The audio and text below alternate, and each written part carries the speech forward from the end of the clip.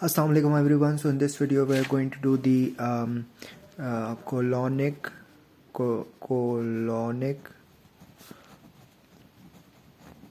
polyps and neoplasm. ठीक है. अच्छा, अब कोलोनिक पॉलिप्स और न्यूप्लाज्म जो है इसमें हमारे पास दो ग्रुप्स होते हैं. एक हमारे पास जो होते हैं वो हमारे पास होते हैं एक हमारे पास होते हैं नॉन न्यूप्लास्टिक ग्रुप. ठीक है, नॉन न्यूप्लास्टिक. ठीक है. अच्छा, और एक हमारे पास होता है न्यूप्लास्टिक ग्रुप. ठीक है, न्यूप्लास्टिक. अच्छा, अब जो नॉन न्यूप्लास्टिक है इसमें हमारे पास जो है वो चीज़ें आ जाती हैं, वो पॉलिप्स आ जाते हैं जो हमारे पास कैंसीरियस नहीं होते, मतलब कि न्यूप्लास्टिक नहीं होते. ठीक है, तो इसमें हमारे पास तीन ग्रुप आ जाते हैं. एक हमारे पास आ जाता है इसमें इन्फ्लेमेटरी पॉलिप.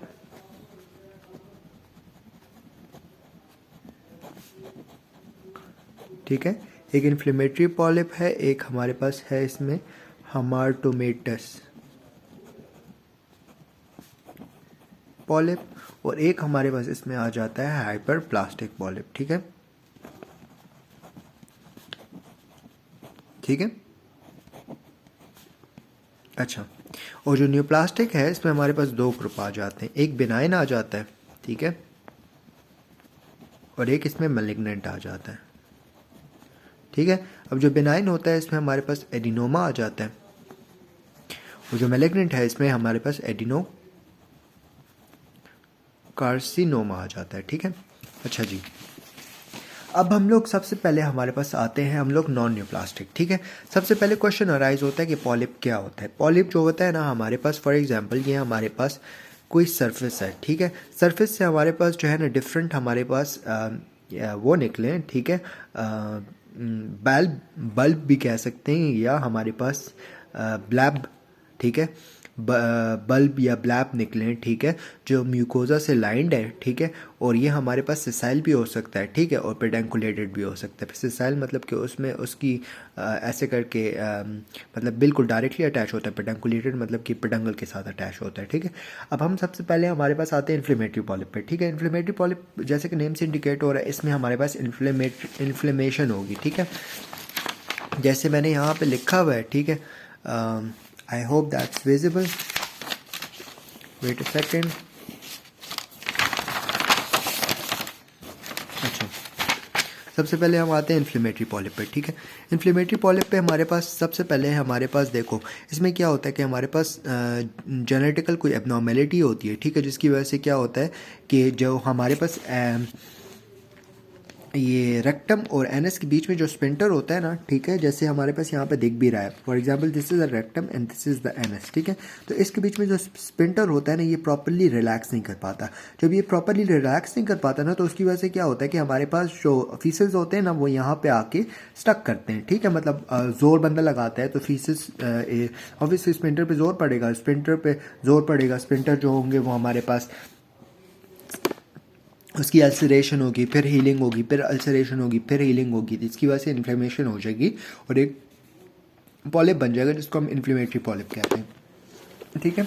अच्छा, फिर इसके बाद हमारे पास जो नेक्स्ट है ना वो हमारे पास इसमें क्या होता है कि इसमें हमारे पास कुछ फीचर्स नज़र आते हैं. ट्राइज नज़र आता है, रेक्टल ब्लीडिंग्स होती हैं. ठीक है, इसके अलावा हमारे पास म्यूकस डिस्चार्ज होता है क्योंकि इन्फ्लेमेशन हुई हुई होती है. ठीक है, और इसके अलावा हमारे पास जो इंटीरियर रेक्टल वॉल होती है ना उसकी इन्फ्लेमेशन एंड डैमेज भी नज़र आ रही होती है. इंटीरियर रेक्टल वॉल की इन्फ्लेमेशन और डैमेज भी नज़र आ रही होती है. ठीक है. अच्छा, फिर हमारे पास सेकंड जो है दैट्स दी हेमाटोमेटस पॉलिप. ठीक है, सबसे पहले हेमाटोमा का क्या मतलब होता है. ठीक है, हेमाटोमा का ये मतलब होता है ना कि हमारे पास जब भी हमारे पास कोई पॉलिप बनता है. ठीक है, या कोई मास बनता है. ठीक है, और उसमें उसी टाइप ऑफ सेल्स प्रेजेंट हो जहाँ पे हमारे पास ये मास बना है. ठीक है, फॉर एग्जांपल हमारे पास कोई मास बना है लंग्स में. ठीक है, और उसी लंग्स के हमारे पास सेल्स प्रेजेंट हों तो उसको आप हेमाटोमा कहोगे. ठीक है, लेकिन अगर हमारे पास लंग्स में कोई मास बना है और उसमें हमारे पास जो सेल्स हैं वो हमारे पास किडनी के सेल्स प्रेजेंट हैं. ठीक है, एग्जांपल दे रहा हूँ, तो उसको आप कहोगे कोरिस्टोमा. ठीक है, कोरिस्टोमा कहोगे. ठीक है. अच्छा, अब हेमाटोमेटस जो पॉलिप होता है ना इसमें हमारे पास इसकी डिफरेंट टाइप्स होती हैं. ठीक है, एक हमारे पास इसमें जुवेनाइल टाइप होती है, ठीक है, विच इज़ रिटन ओवर है, ठीक है। सबसे पहले हमारे पास जुवेनाइल पॉलिप होता है। जुवेनाइल पॉलिप में हमारे पास कुछ चीज़ें होती हैं और एक हमारे पास होता है पॉर्स जैगर सिंड्रोम, ठीक है। अब इस जुवेनाइल पॉलिप जो होता है ये हमारे पास जेनेटिकल भी हो सकता है और फीमेलियल भी हो सकता है, ठीक है, मतलब एक्वाइर्ड भी हो सकता है, एक्वाइर्ड भी हो सकता है और जेनेटिकल भी हो सकता है। अब जेनेटिकल क्या होता है कि जेनेटिकल हमारे पास किसी जेनेटिकल म्यूटेशन की वजह से हमारे पास ये पॉलिप बन जाए, ठीक है, और ये हमारे पास इसको हम कहते हैं जुवेनाइल पॉलीपोसिस सिंड्रोम, ठीक है। और एक्वाइर्ड जो होता है ना ये हमारे पास डिफरेंट कॉजेज़ की वजह से हो सकता है और मोस्टली कॉमन होता है बच्चों में less than 5 year of age, ठीक है। और ये हेमाटोमेटस पॉलिप होता है, ठीक है, इसमें। और इसमें जो है हमारे पास रेक्टल प्रोलैप्स वगैरह नज़र आता है जो हमारे पास विजिबल हो जाता है, ठीक है। इसके अलावा अल्सरेशन जो है वो पॉलिप अगर पॉलिप में अल्सरेशन हो जाए तो उसकी वजह से ब्लीडिंग भी हो सकती है। मॉर्फोलॉजी में हमें जो है ना ये जो जुवेनाइल पॉलिप होता है ना इसकी मॉर्फोलॉजी में हमें सिस्ट नज़र आना शुरू हो जाते हैं जिसमें हमारे पास इन्फ्लेमेटरी डिब्रेस वगैरह होता है, ठीक है। और हमारे पास इसके अलावा हमारे पास म्यूसिन वगैरह भी होता है सिस्ट में, ठीक है। और जो जुवेनाइल पॉलिप्स होते हैं इसमें मेनली म्यूटेशन होती है ट्रांसफॉर्मिंग ग्रोथ फैक्टर बीटा की। ट्रांसफॉर्मिंग ग्रोथ फैक्टर बीटा की जब म्यूटेशन हो जाती है ना तो ऑब्वियसली उसका जब लेवल कम हो जाता है तो प्रोलिफरेशन ज़्यादा हो जाती है, ठीक है। और हमारे पास जो मास बनने की मास बनने की जो कुवत होती है वो ज़्यादा हो जाती है, ठीक है। फिर इसके बाद हमारे पास आते हैं पॉर्स जैगर सिंड्रोम, ठीक है।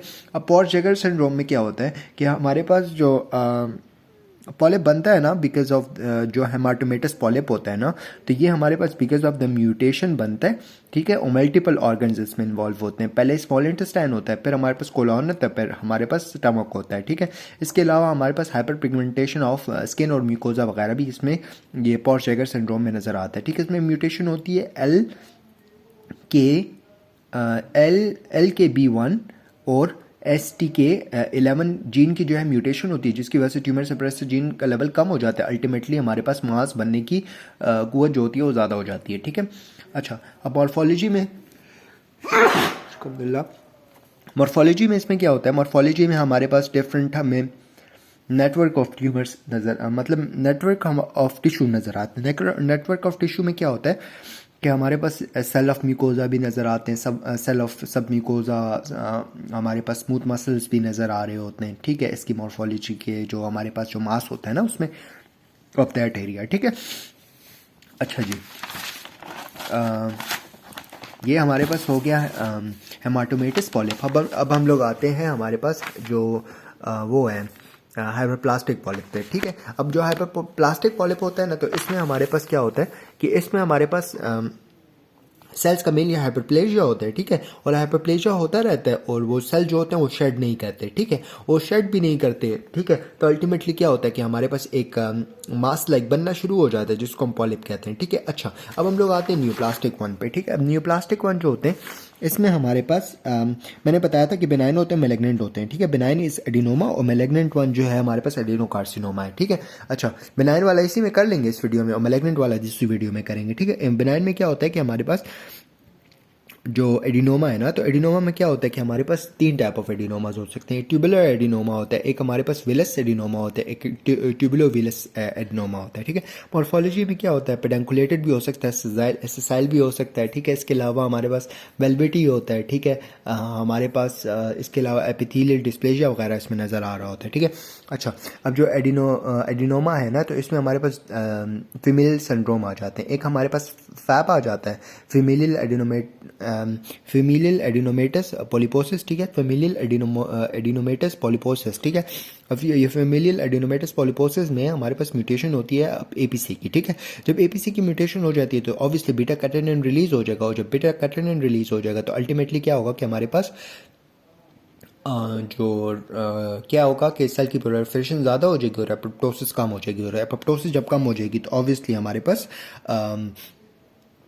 कैंसर होने की जो कुवत होगी वो ज़्यादा हो जाएगी, ठीक है। अब हमारे पास इसमें जो फैप है ना ये 2 टाइप्स के होते हैं, एक क्लासिकल टाइप होते हैं और एक हमारे पास एक्वाइर्ड टाइप एटेन्यूएटेड फैप होता है, ठीक है। क्लासिकल में क्या होता है कि हमारे पास पॉलिप्स जो होते हैं वो 100 से ज़्यादा होते हैं और जो हमारे पास एटेन्यूएटेड होते हैं तो उसमें हमारे पास जो एवरेज पॉलिप्स होते हैं वो तकरीबन 30 तक होते हैं, ठीक है।